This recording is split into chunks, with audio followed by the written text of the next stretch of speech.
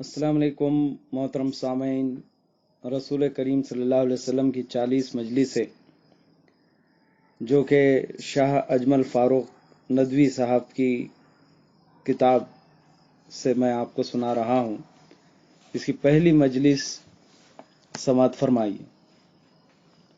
بسم اللہ الرحمن الرحیم۔ نیت کا اثر۔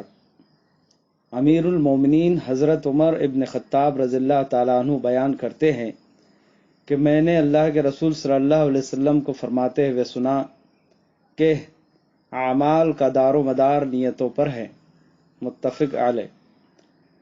یہ بہت مشہور حدیث ہے۔ ہم نے اس کا جو ابتدائی حصہ لیا ہے وہ تو اکثر لوگوں کو یاد بھی ہوگا۔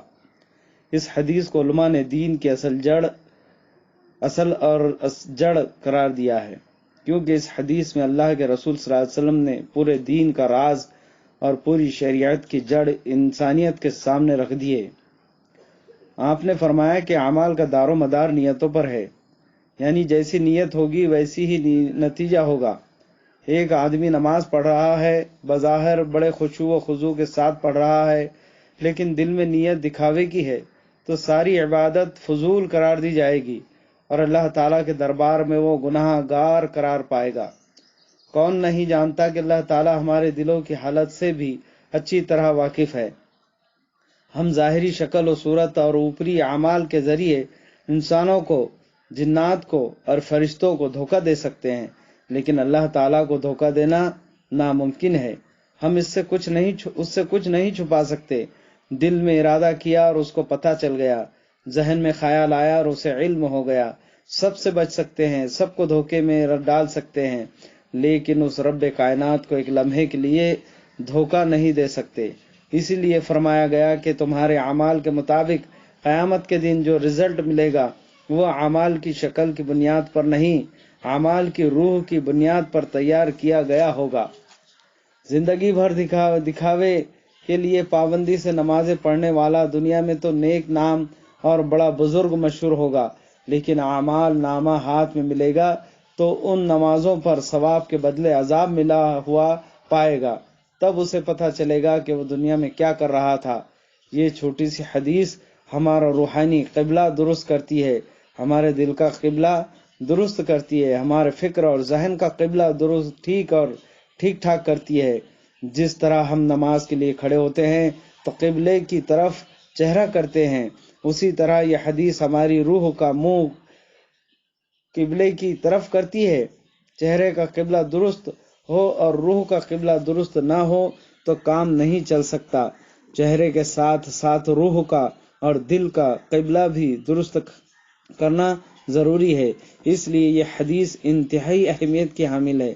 اگر ہم اس حدیث پر توجہ نہیں دیتے تو اپنے اعمال ضائع کرتے ہیں، اگر ہمیشہ اسے اپنے ذہن میں رکھتے ہیں تو اپنے اعمال کو باوزن اور کارآمد بناتے ہیں۔ اس کی مثال یوں سمجھ لیجئے کہ آپ کو کسی دوسرے شہر میں کسی ضروری کام سے جانا ہے۔ آپ گھر سے نکلے، بس اڈے پر پہنچے، جو پہلی بس آئی اس میں بیٹھ گئے، یہ دیکھے بغیر کہ وہ آپ کی منزل تک جائے گی یا نہیں۔ کیا اس طرح آپ اپنی منزل کو پا سکیں گے؟ اپنا ضروری کام مکمل کر سکیں گے؟ پتہ چلا کہ دل کا ارادہ اور ذہن کا حاضر رہنا بہت ضروری ہے۔ بلکہ یہی معاملہ دین کا بھی ہے۔ نماز کا وقت ہوا، آپ مسجد پہنچے، وضو کیا اور کھڑے ہو گئے، نہ آپ کو یہ پتا کہ امام کیا پڑھ رہا ہے، نہ آپ کے ذہن میں یہ ہے کہ آپ کون سی نماز پڑھ رہے ہیں۔ آپ نے تو بس اذان کی آواز سنی اور مشین کی طرح لگ گئے۔ کیا یہ نماز آپ کو فائدہ پہنچائے گی؟ نہ دنیا میں اس کا فائدہ ہوگا نہ آخرت میں، کیونکہ نماز شروع کرنے سے پہلے آپ کا کوئی ارادہ ہی نہیں تھا کہ کون سی نماز پڑھ رہے ہیں۔ نماز کے دوران بھی آپ کا دماغ دنیا میں ادھر ادھر دوڑتا پھر رہا تھا۔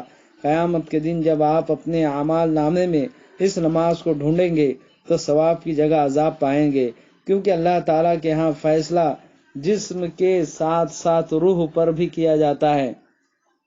دین و دنیا کے تمام کاموں کا یہی حال ہے۔ نیت صحیح تو عمل صحیح، نیت خراب تو عمل بھی خراب، اور نیت ہی نہیں تو عمل بھی نہیں۔ اس لیے اس بات کی مشق کرنی چاہیے کہ جب بھی کوئی کام کرے تو اس میں اچھی نیت کر لے۔ اس لیے اسی لیے ایک حدیث میں فرمایا گیا ہے کہ آدمی اپنی بیوی کو پیار سے کچھ کھلاتا ہے تو اس پر بھی ثواب ملتا ہے۔ کیونکہ وہ اپنی بیوی کو خوش کرنے کی نیت رکھتا ہے۔ اگر ہم نے اپنے 24 گھنٹے کے تمام کاموں میں کھانے، کمانے، دوڑنے، بھاگنے، ہنسنے، بولنے، حتیٰ کہ پیشاب پاخانہ کرنے میں اچھی نیت کرنے کی مشق کر لی تو ہم متقی، پرہیزگار، ولی اللہ اور اللہ کے مقرب بندے بن جائیں گے۔ یہ بہت آسان سا نسخہ ہے، لیکن ہم میں سے اکثر لوگ اس سے غافل ہیں۔